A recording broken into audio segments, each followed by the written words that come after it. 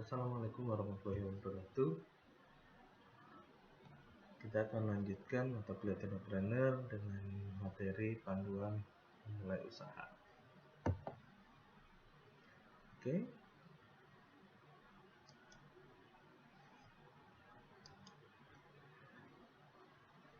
Jadi sebenarnya pada pertemuan kali ini ada beberapa pertanyaan yang harus teman-teman jawab ketika akan menjalankan sebuah bisnis. Apakah teman-teman sudah siap atau tidak dalam menjalankan sebuah bisnis? Oke, kita bahas. Pertanyaan yang pertama yang harus teman-teman jawab adalah di mana Anda bisa memulai sebuah bisnis, ya. Jadi sebenarnya kalau bicara masalah bisnis itu memulai wirausaha itu tanpa harus menunggu segala sesuatunya siap.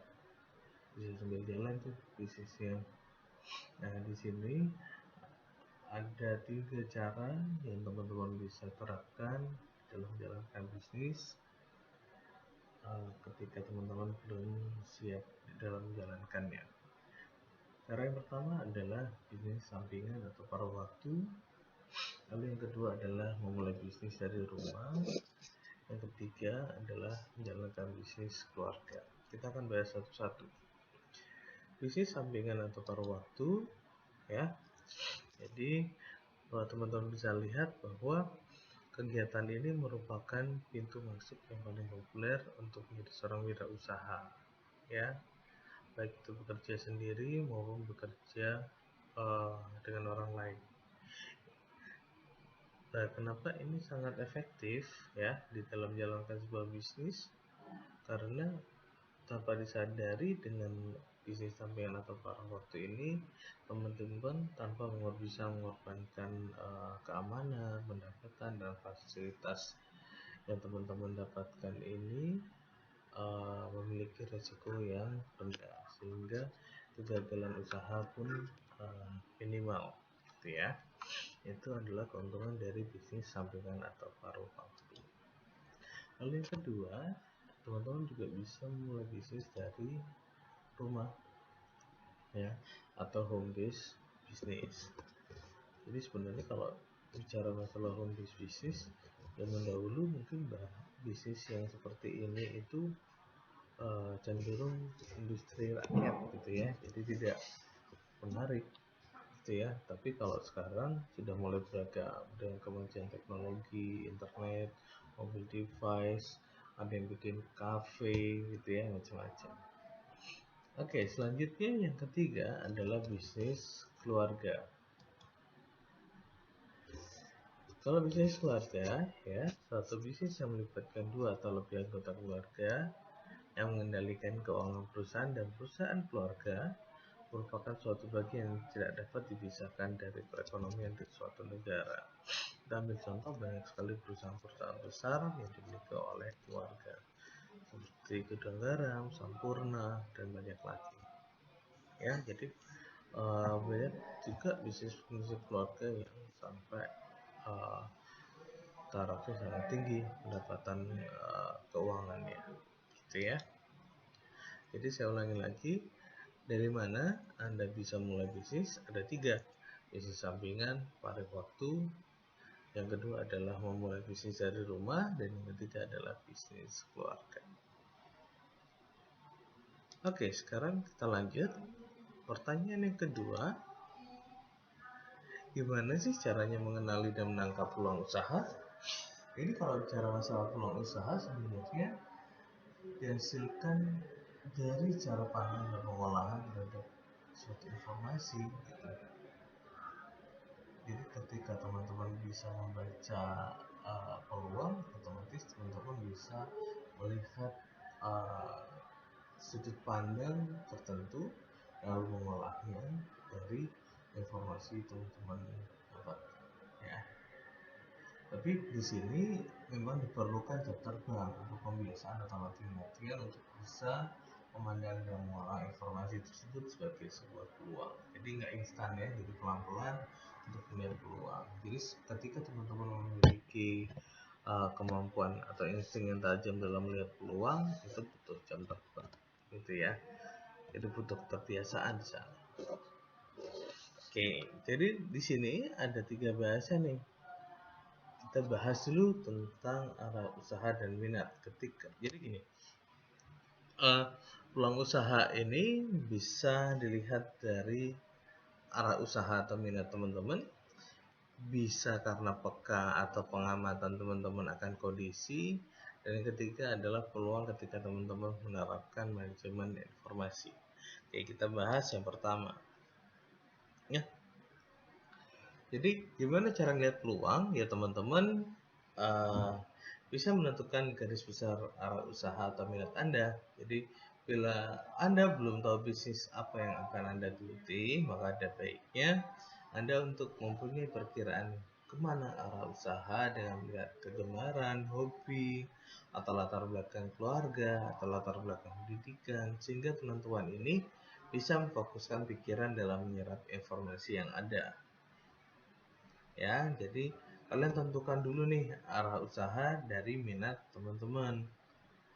Ya, kalau saya hobi olahraga, hobi traveling, ada yang hobi musik gitu ya, atau latar belakangnya bisnisnya seperti apa, atau pendidikan gitu ya, itu kan masing-masing. Nah, teman-teman bisa jalankan bisnis dari itu. Oke, sekarang lanjut.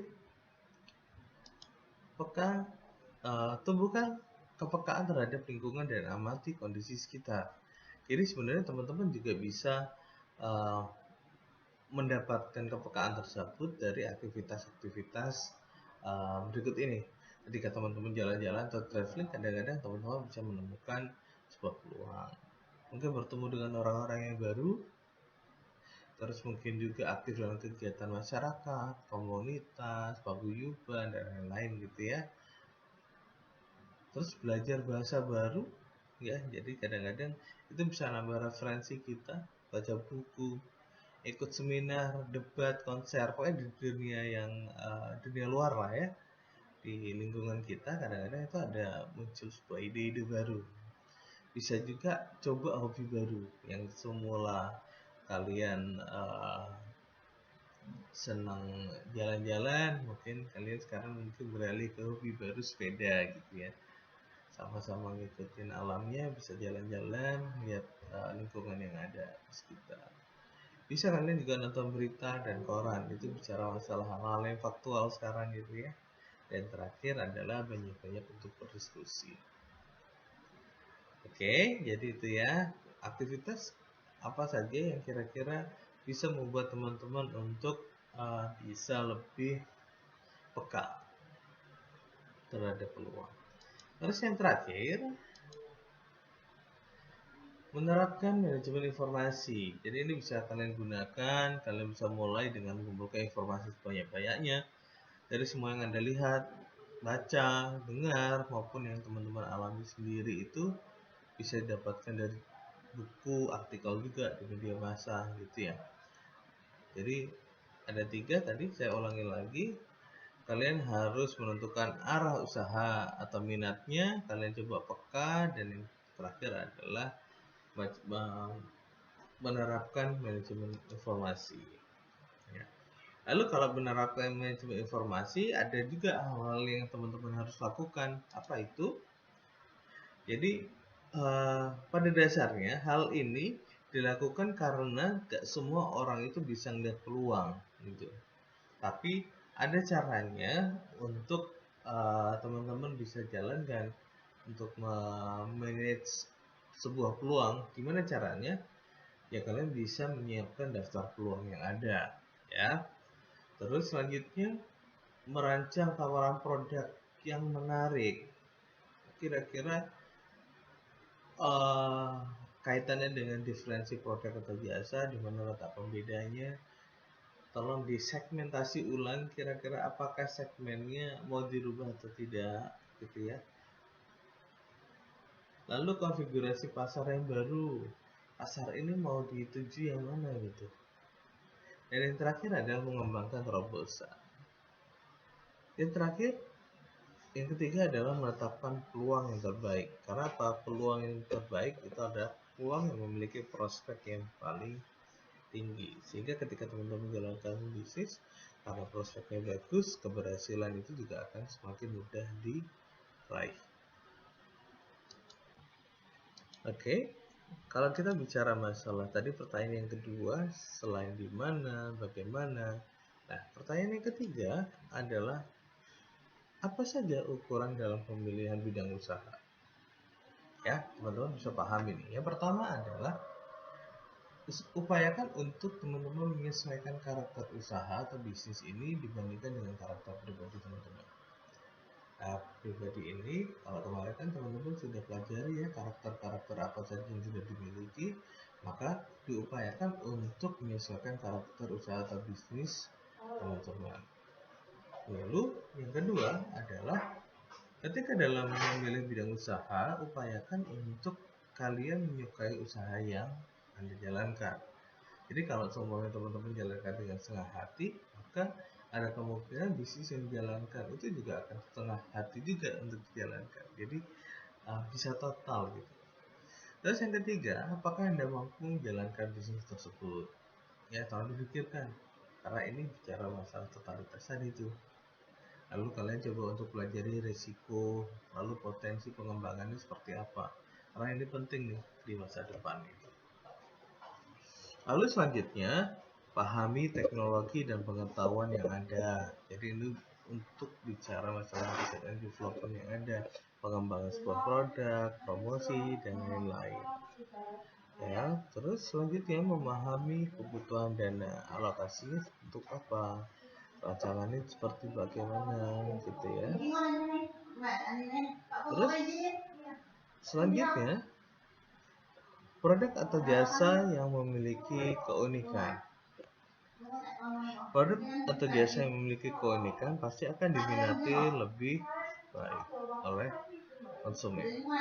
Selanjutnya, pengetahuan cukup tentang hukum untuk menghindari adanya permasalahan-permasalahan hukum yang ada, birokrasi yang ada, gitu ya.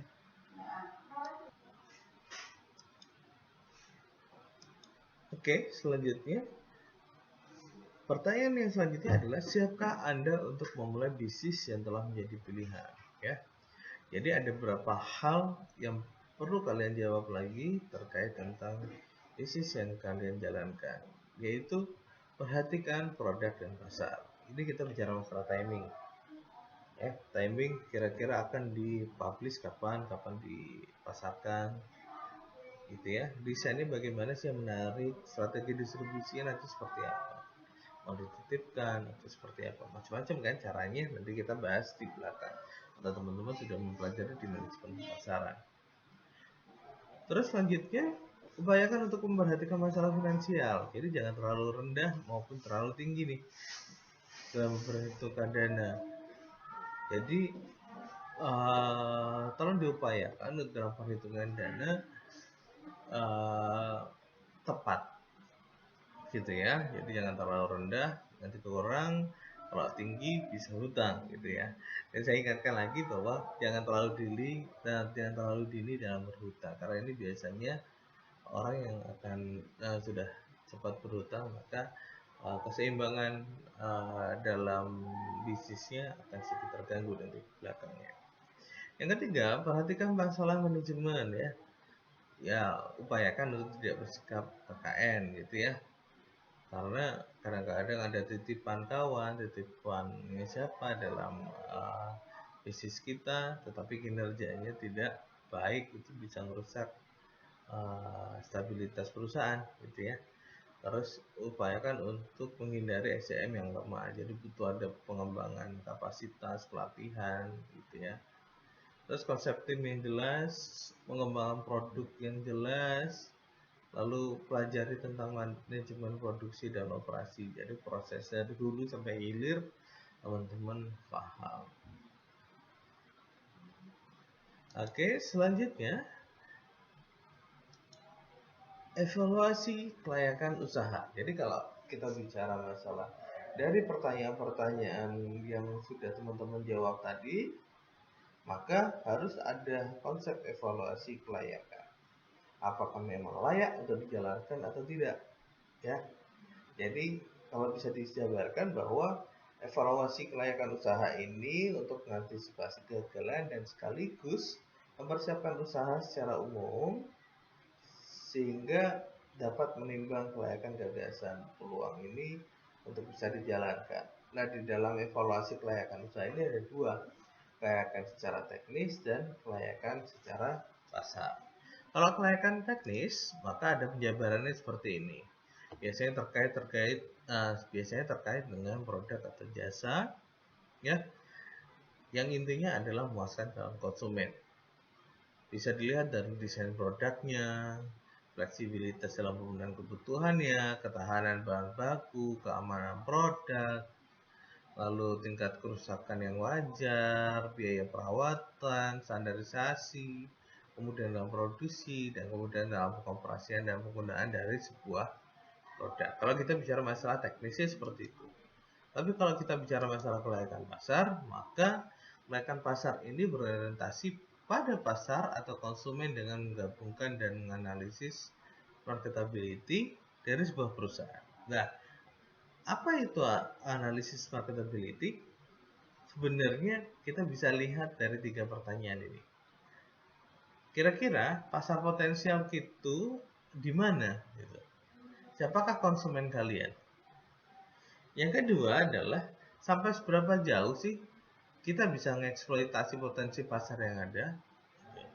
Yang ketiga, bagaimanakah peluang dan resikonya. Itu kalau kita bicara masalah kelayakan pasar. Oke, saya rasa seperti itu saja ya dari materi panduan memulai usaha.